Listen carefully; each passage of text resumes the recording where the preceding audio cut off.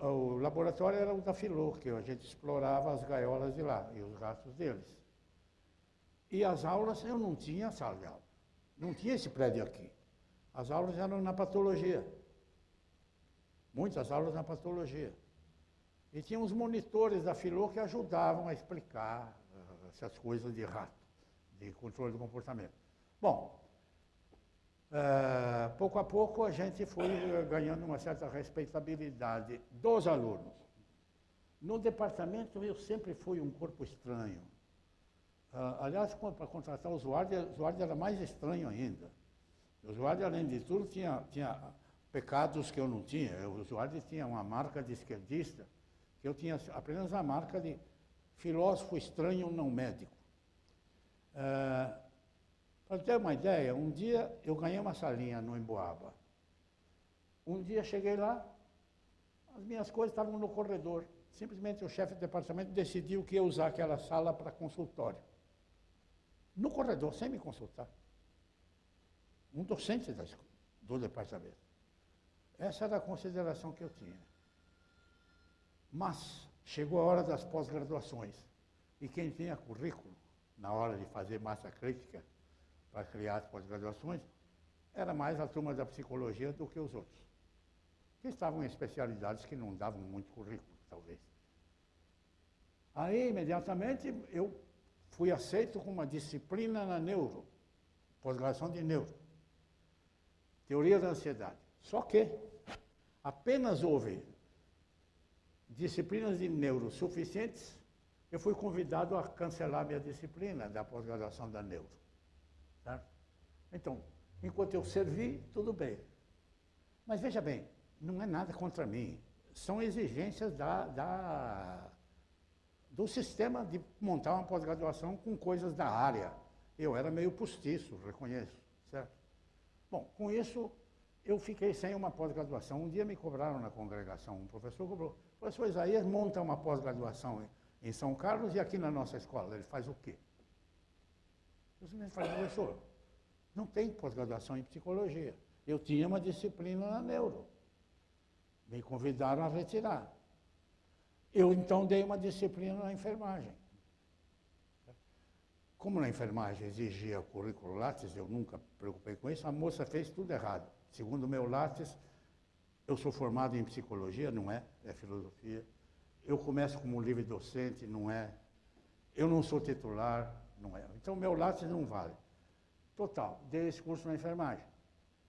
Aí eu respondi para esse professor que o que eu podia fazer no nível de pós-graduação estava fazendo em outras escolas, porque aqui não dava. Certo? Então fui perdoado desse ponto de vista e continuei meu trabalho. A nossa orientação nos cursos de graduação que a gente dava, que eu não tinha pós, eu dava só graduação, era praticamente era errada. A gente queria transformar cada aluno num especialista em controle do comportamento, num behaviorista experimentalista. Não era isso, o aluno está aí para ser médico. E a gente acordou para isso um pouco tarde. Quer dizer, os primeiros alunos tiveram um curso que não tinha a mínima significação médica, tinha o negócio de ciência, porque era rato, experimento, gráfico, etc. Mas utilidade médica, e mesmo utilidade como conhecimento para aspectos médicos, era inútil o que a gente estava dando. E até aversivo para o aluno mais lúcido que já estava na semiologia, por exemplo, ou que já cheirava alguma coisa em semiologia. Foi uma luta obter que a graduação passasse para o terceiro ano, junto com a semiologia, e não antes, para dar mais sentido a esses aspectos comportamentais. Mas a mudança essencial foi que, espera aí, nós temos que dizer para o aluno o que a psicologia serve para ele como médico. O raciocínio foi esse, olha, quando é osso, você tem gente que te ensina. Quando o problema é útero, você tem ginecologista e obstetra. Quando é metabolismo, você tem endocrinologista. Quando é ansiedade, você não tem ninguém. Tem que ser o psicólogo. Essa teoria você não vai achar. Os mestres da escola são preparados para te orientar para tudo. E agora, há uma coisa, a ansiedade acompanha qualquer queixa de qualquer paciente em qualquer especialidade. Porque você procura o médico quando você está inseguro, ameaçado, senão você vai levando, e impotente, senão você não procuraria auxílio. Insegurança ou impotência e ameaça e impotência são os ingredientes da ansiedade. Aí desenvolvi toda uma teoria da ansiedade, muito trabalho com ratos, sempre lá embaixo, na Filô, e muita leitura. Aí deu minha livre docência sobre teoria da ansiedade. E o curso ficou, de graduação, centrado na ansiedade. Só que para entender a ansiedade, você tem que entender reflexos, a síndrome de ativação, a ativação autonômica, blá, blá, blá, e o controle do comportamento, para saber. Aí o interesse dos alunos mudou do dia para a noite. Quer dizer, eu estava falando alguma coisa que vai servir amanhã no consultório. Aí caprichamos nisso. Depois, as técnicas de psicologia com gente evoluíram, eu não me aprofundei nisso, mas outros colegas do departamento estudaram essas coisas e o curso ficou muito mais aplicável, muito mais significativo para o trabalho médico de relação com o paciente, certo? Bom, isso quanto a... Então, pesquisa eu fiz o que deu. Fiz muita pesquisa lá embaixo. O trabalho com abelha é fundamental para a teoria psicológica, porque qualquer trabalho de aprendizagem com mamífero, a curva de aprendizagem cresce até um platô. E daí você não sabe se saciou, porque você tem que pagar para obter aprendizagem. Se saciou, se parou de aprender. A curva de aprendizagem, num certo momento, é contaminada por uma curva de saciação, ou de cansaço. E você não sabe quanto esse platô se deve a A ou a B. Na abelha, isso pode ser separado. Ela não sacia. Então, todos os parâmetros de quantidade de treino, quantidade de reforço, você pode variar como quiser com a abelha. Por quê? Porque cada reforço, ou seja, cada golinho que ela ganha de xarope, tem a mesma...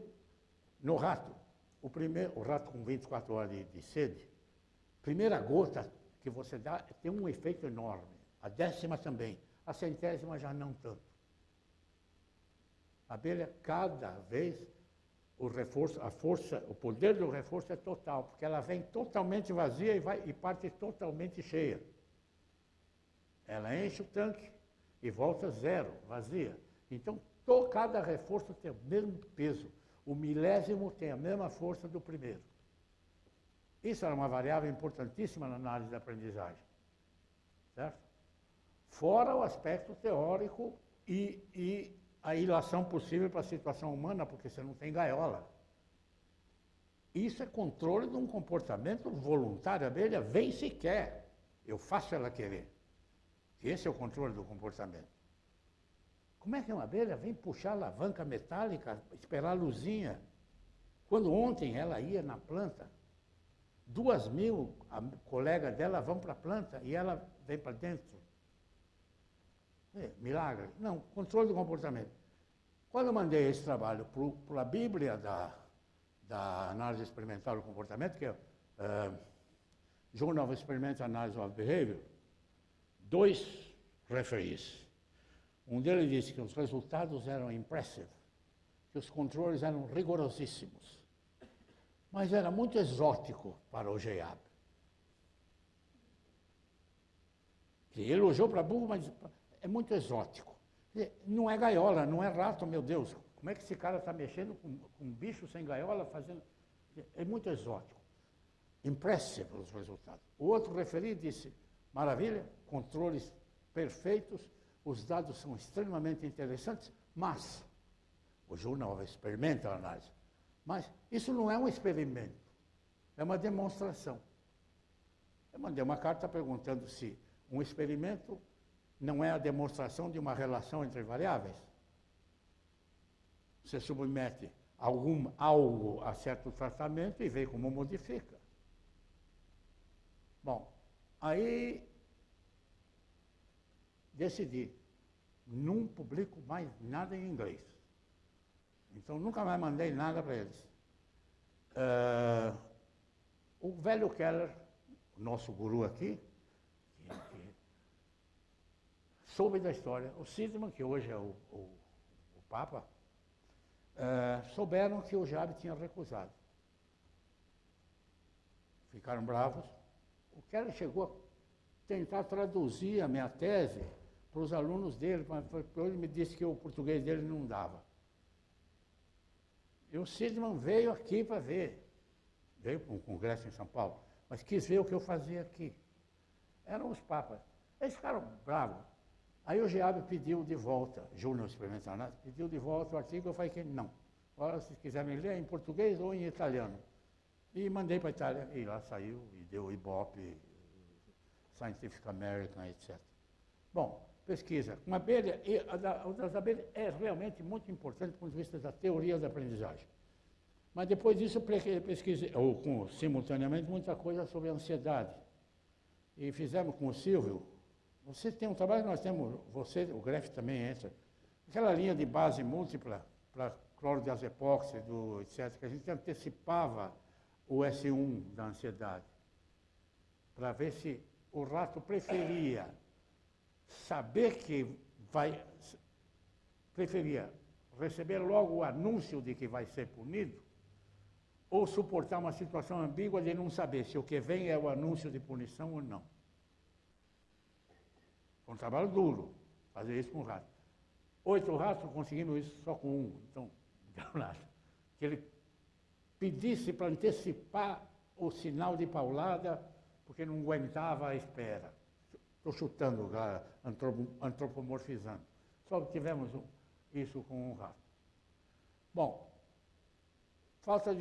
aí a filosofia também mudou, a minha situação de pesquisa lá também ficou. Eu cansei de gráfico e tabela, sinceramente. É importantíssimo, é vital, mas para mim já não diverte mais. Por quê? Porque eu percebi que quando você publica, você descobre lá uma relação entre A e B, a hora que você publica, ela já está pronta para ser comida por uma descoberta ulterior, tua ou de outro. Então, essa transitoriedade das verdades científicas me impressionou. Eu venho da filosofia. Né? Me impressionou e eu comecei a pesquisar a gênese dos conceitos em psicologia. Como eu tinha que apresentar relatório anual para a reitoria, aliás, no último ano, quando eu já tinha tempo de serviço, eu devolvi em branco uma porção de coisa que veio da reitoria, até hoje não perceberam. Até hoje não perceberam. E uma vez a reitoria me perguntou quantos anos de serviço eu tinha na USP.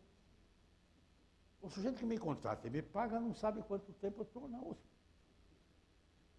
É uma festa, mas esquece o poder. O poder é fogo. Bom, eu tinha que fazer relatório e não queria mais fazer pesquisa experimental.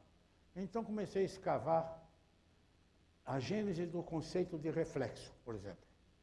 E dei um livro, que é a pré-história do condicionamento. E o meu relatório anual. Gostei da coisa, aí eu tinha montado a pós-graduação de educação de deficientes mentais, formação de educadores e deficientes mentais, na Federal de São Carlos. Lá tive carta branca, até o Saad invocar comigo.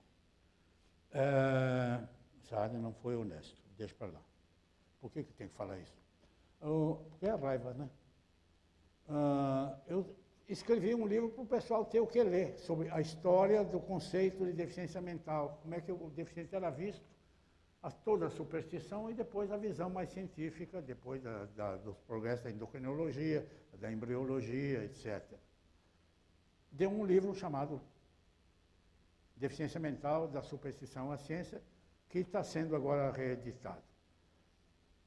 Aí gostei dessa coisa, fui escavar a loucura, o conceito de loucura, no outro ano, eu tinha que fazer relatório, era dar aula e fazer o relatório. Pesquisa de laboratório eu já tinha cansado, porque era muito custoso. Para começar, quando eu trabalhei com abelha, eu tinha que comprar relé na Santa Efigênia, de ônibus. 8 horas de viagem, tinha um pedaço de terra. Né? Para escrever a introdução da tese, ninguém tinha computador. Existia um Psychological Abstracts, na USP, no Butantan, lá na Faculdade de Educação, que chegava a cada mês. o Psychological Abstracts. Certo? Então, eu tinha que ir para São Paulo, ver os resumos do Psychological Abstracts para poder saber o que estava sendo publicado. Quando eu chegava aqui, já a coisa tinha mudado. Para começar, era de um mês atrás o mais atual que eu tinha. Era assim que se fazia. Hoje,